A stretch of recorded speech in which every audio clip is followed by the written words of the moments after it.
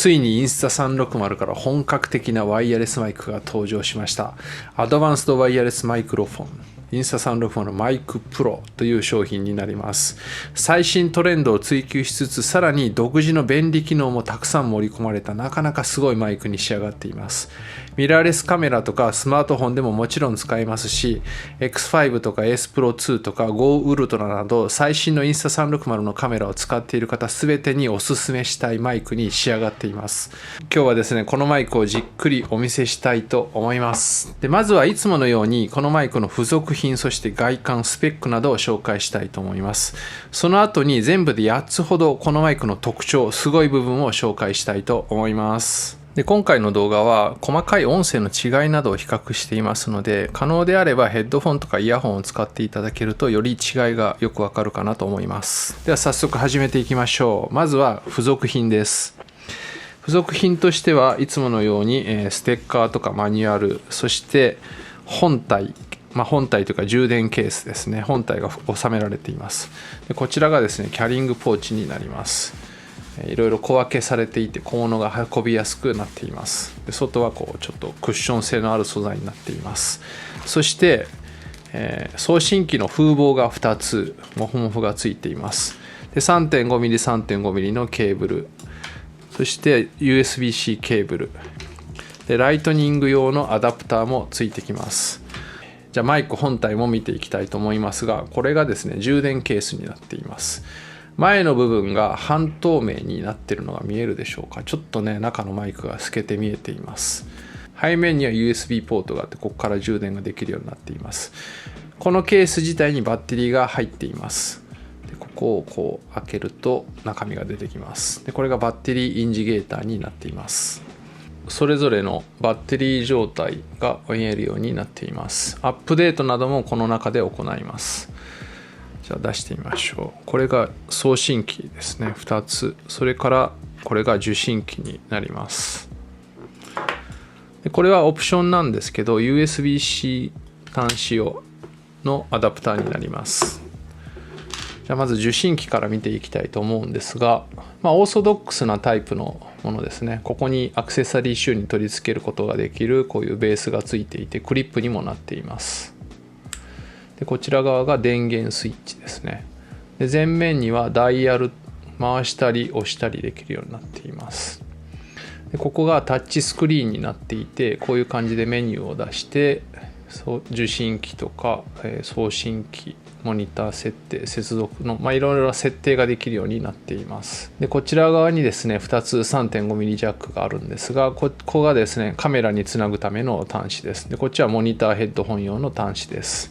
で、背面にも少し端子と、あとここが外れるようになっていて、ここに先ほどのこの USB-C のアダプターとか付属してきたライトニングのアダプターを取り付けて、スマホなどに接続できるようになっています。で、さらに USB-C 端子もあります。で、上はこうなってるんですが、ここの部分もですね、こういうふうに外せるようになっています。で、これが送信機になっています。非常にユニークなんですけど、まずここがですね、このインスタ360と書かれている部分、ここ実はディスプレイになっています。E インクという技術が使われているんですが、特徴としては液晶とか有機 EL ディスプレイほどの発色とか、色数の表示とか解像度とかそういったものはないんですけど、ほとんどバッテリー消費がなくて、自分の好みのロゴとかイラストなどを表示することができるようになっています。ここに表示させる内容はアプリで自由に変更できます。で、実際に壁紙をどういうふうに変更するのかというのもお見せしておこうと思います。まずですね、このスマホ接続用のアダプターを装着します。で、スマホにつなぎます。アプリを立ち上げるとこういう感じで受信機が接続されましたと出ますので、設定に移動します。で、今ここにこの送信機ですね、これのここに表示が出ています。で、この中に入ります。そうするとここにカスタム壁紙とかラベル設定などとありますので、カスタム壁紙に行きます。で、この中にはこういうブランドロゴとかいろんなイラストが用意されています。イラストに絵文字に、それから性格、ラベル、数字とかアルファベットが入ったものがあります。で、これを選んでもいいですし、例えば1個選んでみましょうか。じゃあこれにしようかなと思ったら、これで壁紙として設定とすると、こんな風にピカピカしながら変わっていきます。はい、設定されました。面白いですね。これを使ってもいいですし、例えば自分で作ったロゴなんかを使いたい場合はこのカスタムに行きます。例えばこれ私が、ジェミニで AI で作ったものなんですけど、マイクプロというロゴを作ってみました。形は深淵で中にマイクプロという文字をカタカナで入れてくださいという指定しただけなんですけど、簡単に作ることができます。でこれで次に進む。そうするとどんな風に表示されるのかというのが表示されます。で写真なんかを表示するこういうナチュラルモードと、あとソリッドという比較的シンプルなデザインのものを表示するモードがあるので、今回ソリッドでいきたいと思います。で確定します。ここで壁紙として設定をします。そうするとまた少し時間がかかるんですが、はい、こんな感じで変更することができました。仕事で使われる方なんかはデカデカとメーカーのロゴが入ったマイクを使うのが使いにくいっていう場合もあると思いますし、いろいろ配信されている方なんかはこうやってオリジナリティを出すことができる非常に面白い機能かなと思います。e インク以外の特徴としては、マイクの集音部分が3つついています。これも後でちょっと試しますけど、3つあることによっていろんなことができるようになっています。で下を見ると電源ボタンと録音ボタンがついています。 USB-C 端子もあります。で背面にはこういうクリップと、あとここに端子がついています。で電源ボタンを2回押すことによってノイズキャンセルモードになったりとか、あと録音に関しては本体に 32GB のメモリーが搭載されてますので、32ビットフロート録音もできますし、24ビットでの収録もできます。24ビットであれば60時間分、そして32ビットフロート録音なら44時間以上録音できる容量になっています。でバッテリーは各送信機は最大10時間です。でこちらの受信機の方は最大11時間となっています。このケースと併用ですね、なくなってきたら充電するっていう風な使い方をすれば最大で30時間使うことができます。で充電に関しては非常に早くて5分間の充電で 1.5 時間使えるようになります。急いでいる時なんかいいですよね。で満充電するには60分かかります。でケース自体は2時間満充電にかかります。付属の風防を取り付けるとこんな感じになりますなんかちょっと可愛らしい感じになりますよね。でこの状態ではケースにはさすがに入りません。ケースもコンパクトさが追求されてますので、この状態では閉まらないんですけど、こっちのソフトポーチの方にこういった小物類が全部入るようになっています。マイク本体を入れると、こんな感じでしょうかね。十分余裕のある感じになります。ここに全て入れて持ち運ぶことができるようになっています。では今からこのマイクのすごいところを8つほど紹介したいと思うんですが、そもそもこれ大前提としてマイクなので、音質がどうかっていうところが非常に大事かと思いますので、私が普段いつも使っている Zoom の H5 というレコーダーなんですが、これと比較してみたいと思います。これ結構いい音でいつも収録できていると思うんですけど、こちらが Zoom H5 で話している音声になります。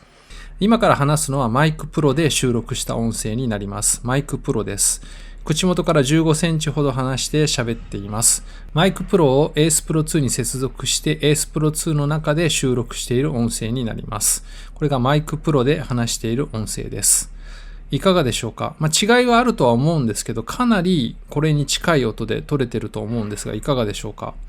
いろいろワイヤレスマイク試してきましたが、その試した中でもかなり音質がいい部類というか、一番いいような感じがします。いかがでしょうか？こちらがマイクプロの音声になります。では今からいよいよこのマイクのすごいところを8つ紹介したいと思います。まずはですね、先ほどちょっと言いましたけど、この3つの集音ですね、3つマイクが搭載されているので、これを活かした指向性がある集音モードが選べるようになっています。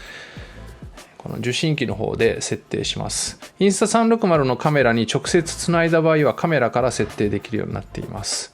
ちょっと受信機で試してみたいと思いますが、こういう感じでメニューを出して送信機の設定に入ります。でここはローカット、ゲイン、オートゲイン、そしてこれですね、指向性モードとあります。ここで今4つ出てるのがわかるでしょうか。無指向性といって全ての方向からの音をまんべんなく拾うモード。それからこれは一方だけですね、この前側だけの音を拾うようなモード。そしてこれは例えばカメラの上に搭載した時なんかは前方と後方の音を拾うモードになります。でこれはですね、超指向性モードといって、指向性がかなり鋭いタイプのモードになります。このモードの時はノイズキャンセルは効かないようになっています。でこれどんな風に使い分けることができるのか実際撮影してみましたので、ちょっとご覧ください。じゃあ今からテストしたいと思いますが、これはですね、カメラ内蔵マイクで収録しています。今度はワイヤレスマイクで収録しています。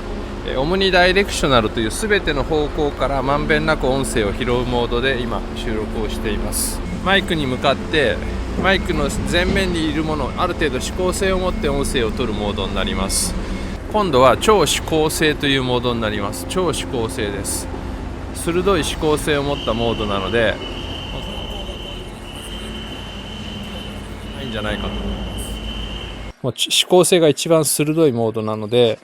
ちょっとこうずれていくと音がだんだん入らなくなってるんじゃないかと思います。で2番目の機能がこれまたすごいんですけど、 NPU 搭載ノイズキャンセリングとなっています。 NPU っていうのはニューラルプロセッシングユニットっていう言葉の略なんですが、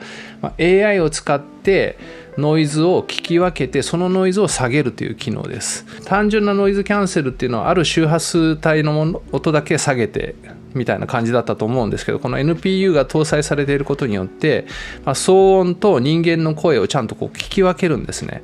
いろんな騒音ですね、風の音とか車の音とか電車の音とかいろんなノイズをちゃんとそのものとして認識して、そのノイズをこう下げるということができるようになっています。さらにプロセッサーとメモリっていうのは別々になっていて、そこをこう通信して行うんですけども、メモリの中で計算できるようにプロセッサーも搭載されている CIM っていう構造のものが搭載されてますので、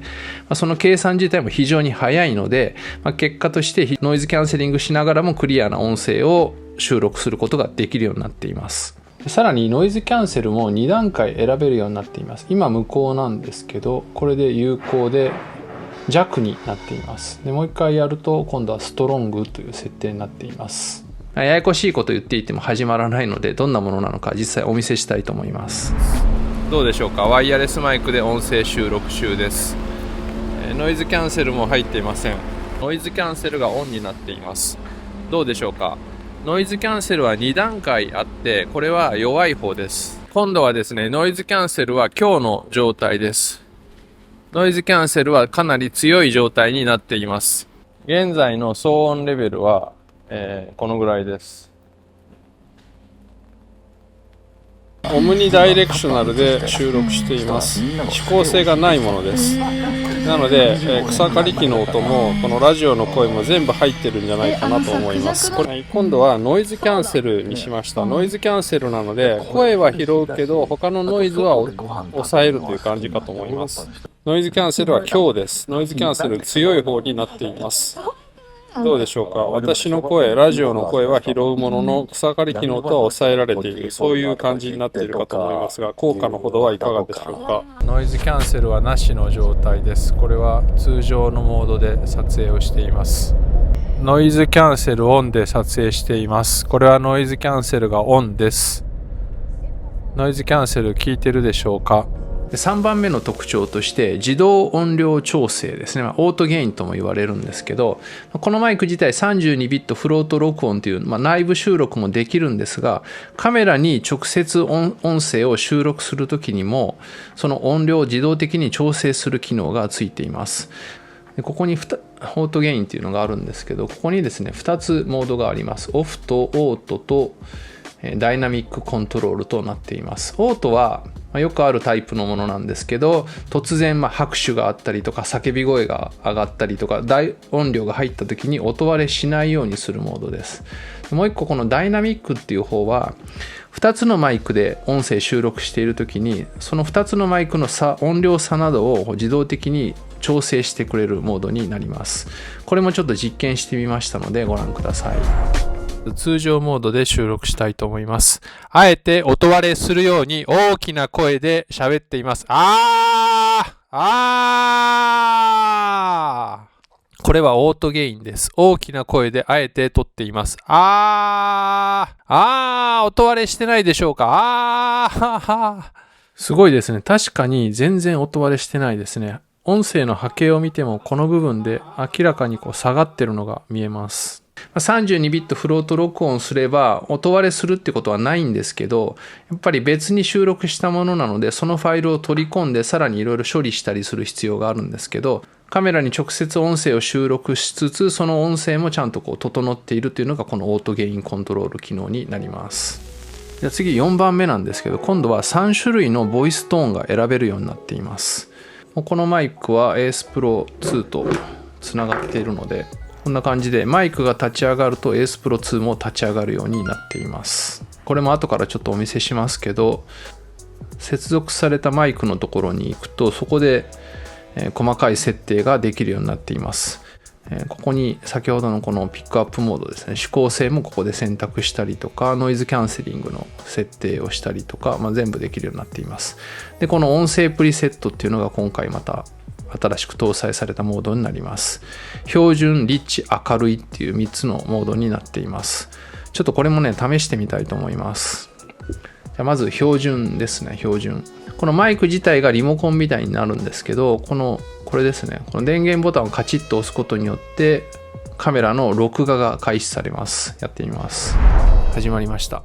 これがですね、標準です。標準の音声になります。いかがでしょうか。標準の音声です。じゃあ次はこのリッチというので行ってみたいと思います。じゃあ次はリッチという音声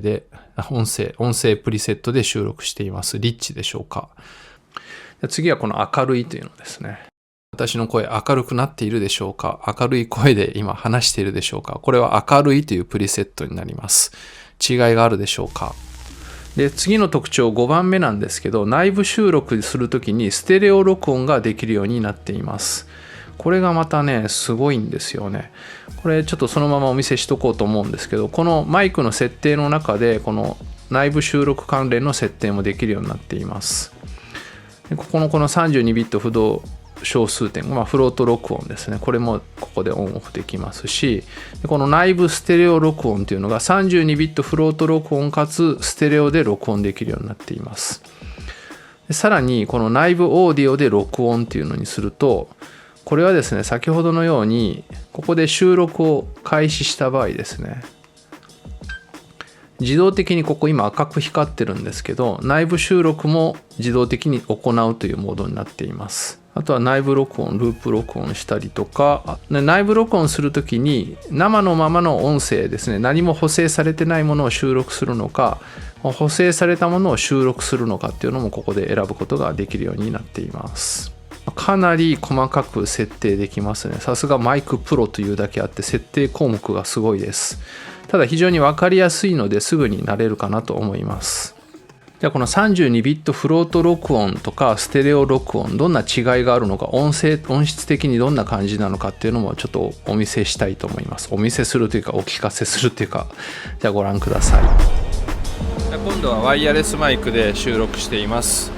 オムニダイレクショナルという全ての方向からまんべんなく音声を拾うモードで今収録をしています。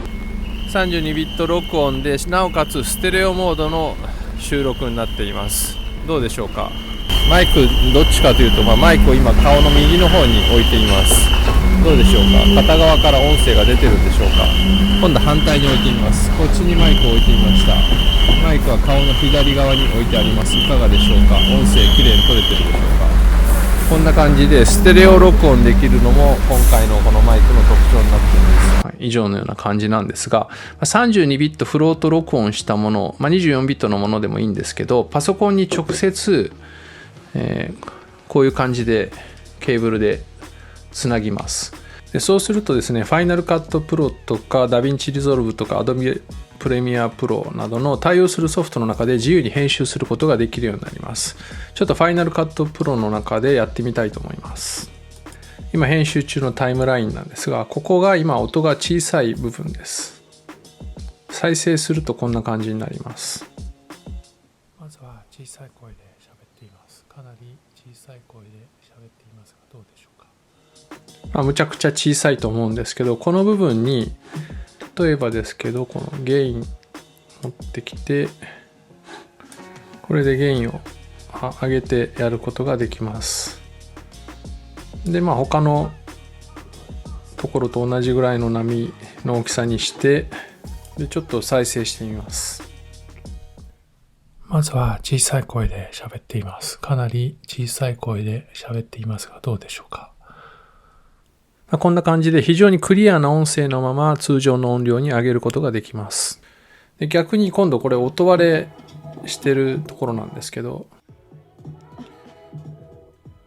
むちゃくちゃ音量上げてマイクで収録したので、こんな感じで山が見えなくなっちゃってるんですけど、ここにもう一度ですねできて、逆にこちらは、下げてやるとこんな感じで、一見音割れしているかのように見えるんですけど、ゲインを下げることによってちゃんと山の高低差が出てきたのがわかると思うんですけど、こういう感じで音を復元することができます。これが32ビットフロート録音したものになります。でこの次の6番目の特徴がですね、先ほどからちょっとお見せしてるんですが、こういったインスタ360の ACE Pro とか、あと Go Ultra X5 など、最新世代のカメラであれば直接接続して 48kHz で音声を収録することができます。非常に音質よく直接収録することができます。でそれ以外の古い機種にもつながるんですけど、その場合は 48kHz での収録ではできないので、ちょっと音質が悪くなってしまいます。でもつなぐことはできます。でさらに iPhone でも Android でもアダプターを使うことによって受信機を接続することができますので、普段使っているカメラアプリなどで高音質で音声を収録することができます。例えば私はこのブラックマジックカメラアプリというアプリをよく使うんですが、この中でもオーディオの設定の中でマイクプロを選択することができるようになっています。音質の差はこんな感じになります。まずこの音声ですけど、これはですね iPhone 16 Pro Max にこの Insta360 マイクプロを接続して収録した音声になります。いかがでしょうか。今度は普通に iPhone 16 Pro Max に内蔵されているマイクで収録した音声になります。で次が特徴7になるんですが、これは私機材が足りないので試せないんですけど、1台の受信機に対して今3つしかないんですけど、4つまで同時に音声を送ることができます。でさらに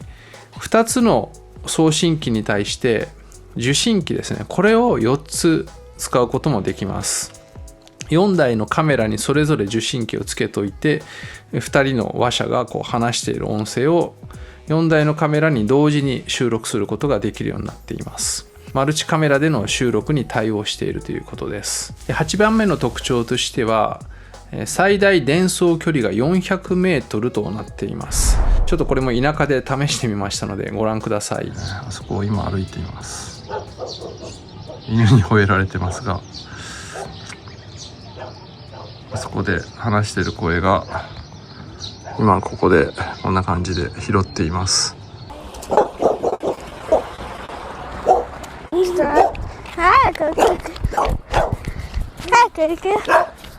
今ここ